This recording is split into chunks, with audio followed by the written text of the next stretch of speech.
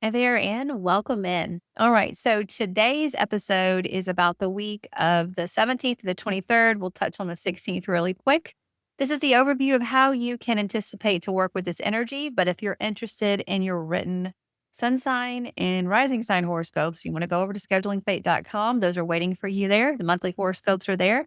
There's also a way that you get access to the calendar that you're seeing on the screen, along with discounts on the reports and working with me, whether you submit a question and I give you a recording back or an in-person Zoom call where we work for 30 minutes or an hour together and really dive into all of your questions about your chart. It's very popular this time of year because we're trying to figure out where we're going in the next year and what the holiday season looks like. So it's definitely a great time to become a Millgate member at less than $5 a month and get a discount or just book a reading because they are filling up fast, guys. And one of my favorite things to do, I'm going to thank every single one of my clients. You guys are the best. All right. So as we step into this week, we're moving into a new moon week. But as we talked about last week, we were underneath the Libra moon on the 16th, and we had the transit of the Sun trine Jupiter in retrograde perfect. So as we roll into this week, we are still working with a lot of opportunities to heal, to recognize abundance, to recognize what our abundant emotions are presenting in our lives and how we want to change or adjust or engage in that energy. So if you have not noticed that or didn't happen to listen last week, definitely tap into that. Now we're going to work with the Libra moon all the way until 5:51 a.m. on the 17th. So if you guys are listening to this on Monday, more than likely the moon is in void. The last aspect of the Libra moon was a square to Jupiter. So big feels, big emotions that we were working with, probably inspired by the Libra moon and Sun trine Jupiter on the 16th. But prior to this void moon, at 5:51 a.m. in the middle of the night at 2:55 a.m. Central Time Zone, the sun was in trine with Saturn, who is in retrograde. This is one of those energies that follows up with what the sun and Jupiter are working on. But it's interesting because the sun is trining Jupiter in one direction in Cancer, and the sun is trining Saturn in another direction in Pisces. So these water elements are engaged with these outer planets, but also the sun and the vitality and your energy and your sense of purpose and where you shine in this area of your life. And that sun trine Saturn is showing you what worked. It's showing you what you've accomplished because Saturn's getting ready to go forward. It's heading back to Aries very soon.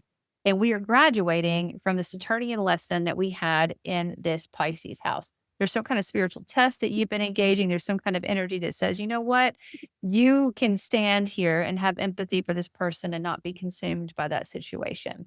Now, this energy is perfecting on Monday the 17th. You could have been feeling it all weekend, but it really is about embodying spiritual maturity, committing to the inner healing work, making sure that you take time for yourself. You do walk, you do meditate, you do quiet the mind so you can hear the spirit. You're taking action rooted in emotional intelligence, and you're really turning your intuition into something that you have practically mastered and can use as a tool. That's something that we've managed to turn off over the last couple of decades. I think our grandparents had strong intuition, or at least my grandparents did, but it's not something that is as empowered or taught naturally. And this energy is saying, we've relearned this. Let's continue the lessons as we move forward. That's a very powerful thing to start a Monday with, but there you have it. Now we're going to have that truth bombs drop. We're going to have the Libra moon have its closing aspect at 5:51 a.m. And then we're going to go into a 9 hour and 53-minute void moon, of course. So this is the longest one we've had in a couple of weeks. During void moons, we don't want to initiate anything new. We want to catch up. We want to wrap up things. We want to process things. We want to be present in the energy. If we begin something new, it's not going to have the fruition that we anticipate that it happens. We're going to end up having to do it again. And we're already doing things again because we have Jupiter in retrograde, Saturn in retrograde, Uranus in retrograde, Mercury in retrograde. We're already doing things again. So let's not add to the list. Let's instead just drop in and tie up things and maybe work on our other retrograde stories. Now, while it's in void, Mercury in retrograde will be in sextile with Pluto. So that's definitely going to be an opportunity to go back and revise some things that we need to think about differently when it comes to power and community and truth and purpose. There could be some pretty deep, intense conversations that you have when the noise kind of turns down, or some strategic insights that you're working with. As you can see in the calendar, there's added notes for each of the sun signs and the rising signs. Now, The moon will move into Scorpio at 3:44 p.m. And its opening aspect is a square with its traditional ruler, Pluto. Its closing aspect all the way on the 20th is going to be in opposition of Uranus. So that tells us that we've got some power struggles and some unexpected news lurking, which is going to drive that Scorpio moon absolutely wild because the Scorpio moon knows it, but can't see it. It can feel it, but it can't identify it. That's an energy that you're going to be walking with over the next couple of days. Now, just as a reminder, trying to go over the themes of a Scorpio moon is that it's intense. It's ruled by Mars, traditionally Pluto, modern, and it really asks us to go into the deep wells of our soul and recognize what's in there. It's intense, it's passionate, it's psychic, it's intuitive, it's secretive, it's guarded. There's a lot of opportunity for shadow work and healing. We also want to make sure that we're noticing possessive behaviors, ours or other people's, obsessive behaviors as well. It's also very loyal and empowered and resilient. So, some things that we'd want to do is to meditate, journal, go within. We want to trust the intuition, embrace transformation, have those deep conversations, like definitely engage in the shadow work, confront our fears and our old wounds, and strengthen our boundaries. Things that we would not want to do is suppress emotions or be suspicious or be controlling or hold grudges or be manipulative in any way. We do not want to do that. It's not going to come back well on us if we do do that energy. Now, as we roll into the 18th, we're going to have Mercury slip back into Scorpio. So things that happen towards the end of October, Mercury's kind of going back and digging up those emotions, digging up those feels and asking you to re-engage them. So this is where we're going to see some revision, some revising, and some redoing that we're working with. Now, another transit that we're going to have in the early morning hours is that Venus is going to be in trine with the North Node, which means she's in sextile with the South Node. So you've got ideas about what you need to let go of in the past in order to go in a new direction. However, we have two other transits that are engaged at the same time on the 19th. We're going to have Mercury, who is in retrograde, stand opposite of Uranus again. So, again, think back to that week of Halloween. There's going to be some more revelations, some more breakthroughs, some more nuances that you're going to want to look at differently. Maybe that was a very intense, chaotic period of time. Maybe you're kind of wrapped up in the All Hallows Eve or something. Now you're going to get a different side of this, or it's going to be a familiar power struggle. You're going to figure out how far you've come with it. We're also going to have that same Mercury retrograde trine Neptune again. So this is dialing into the intuition, dialing into the spirituality, finding your truth, understanding where you are, where you want to go. The 19th is going to almost feel like you're stuck in a Groundhog Day, or there's something very familiar to it because you did it because you did it a few weeks prior, the last part of October. So kind of think about that as you dial into the 19th. Now, as we move into the 20th, we're going to have a new moon in Scorpio. This is going to be intense because it's in Scorpio, but also this moon is at the final degrees of Scorpio. It's going to move into Sagittarius on the 21st. So this new moon energy is inviting you to really look at the depths of that Scorpio house. Now, we already have Mercury retrograding back through here, and that's going to be punctuated on this new moon because that Mercury in retrograde is going to run right into the sun. So there's going to be some very deep psychological epiphanies that come up, a truth that is revealed on a deep, deep, powerful level. And it could rock some of you, depending on how in tune you are with your intuition or how disconnected you are. But whatever's there in the dark of the moon, because the moon there's no light, it's new. It's going to inspire you to make the changes that you need to make to engage in your truth. And there's a lot of electricity kind of coming through the air right after this new moon, because we're going to have the moon leave Scorpio at 3:24 a.m. And then we're going to have a void for an hour and 2 minutes, and then it'll move into Sagittarius. Now, the Sagittarius moon is ruled by Jupiter, who is in Cancer. So we still have a water element, even though we have this fire component of a Sagittarius moon coming in. The Sagittarius moon, over the next couple of days, we're going to seek truth. We're going to be philosophical. We're going to look for philosophy and wisdom and optimism. We're going to be humorous and playful and honest and sometimes restless and overly blunt. But those new experiences are going to expand our mind and allow us to have fun and to laugh and be spontaneous and see the big picture and gain a different perspective. It's also going to help us. We want to make sure, though, that we're not making impulsive decisions or we're avoiding the emotions or over promising and under delivering. So that would be enough to write home about. But on this day, we also at 8:39 p.m. have Uranus in sextile with Neptune. Now, these are two outer planets having a conversation, and both of them are moving backward. So it's a conversation that's been done before, but it's a rare, slow moving sextile. And Uranus is about change, innovation, and disruption. It's in an earthy sign, Taurus. We have Neptune, that's all about dreams, intuition, and spirituality in that very watery emotional sign of Pisces. So we have this fusion between evolution and enlightenment that's trying to happen. So there could be some topics that come up around money and material security, the body, the physical reality, and the natural world. Those are Taurus things, but also around spirituality, what's unseen, emotional connection, compassion, and creative intuitive gifts. That's the Pisces side of it. And the sextile is a flowing energy. So if you're looking for solutions, if you're looking to build your superpower of intuition or spirituality, this is a powerhouse of a sextile that you can use. You could have breakthroughs in your spiritual practice or creative work, an awakening of new ways of living in harmony with your values.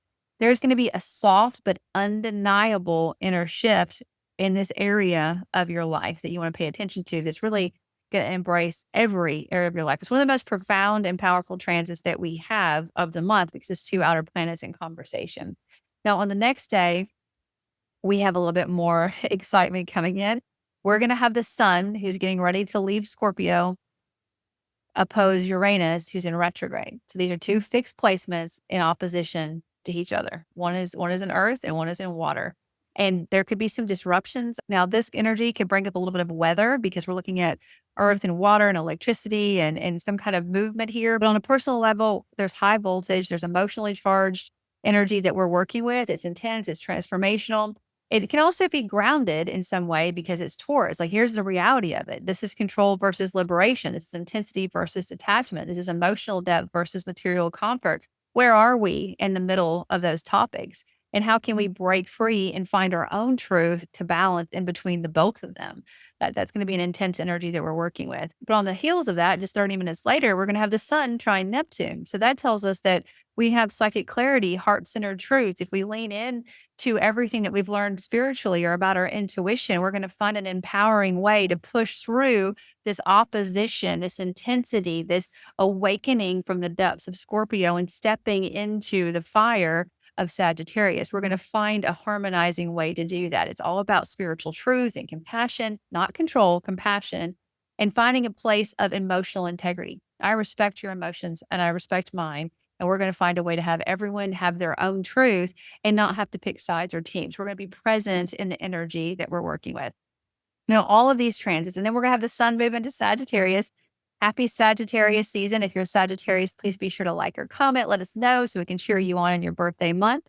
But that Sagittarius fiery energy, again, it's ruled by Jupiter, which is in Cancer, it's still a little bit of an emotional energy. All of these transits and this one ingress are perfecting on the 21st, right after the new moon on the 20th. So the week has this building component to it. There's a lot of like grounded reality. Wow, this is working. That begins the 16th and the 17th. Then we have to go back and revise things with Mercury moving into retrograde on the Tuesday. We have transits perfecting on the 19th that are going to kind of shake up the way that we're thinking or give us a new chapter of something that we were thinking about at the end of October.